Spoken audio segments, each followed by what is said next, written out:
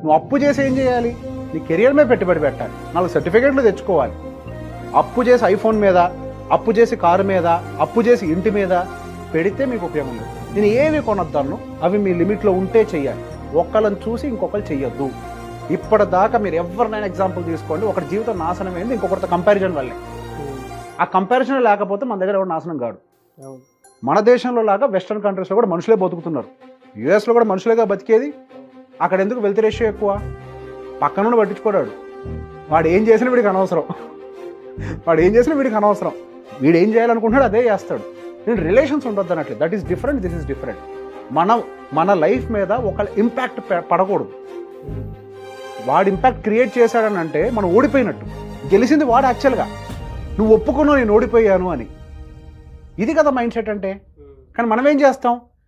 Surrender అయిపోతాం వెంటనే వెళ్ళి. వాడు చెప్పింది కరెక్టా, మనం ఇది చేయాలి అని.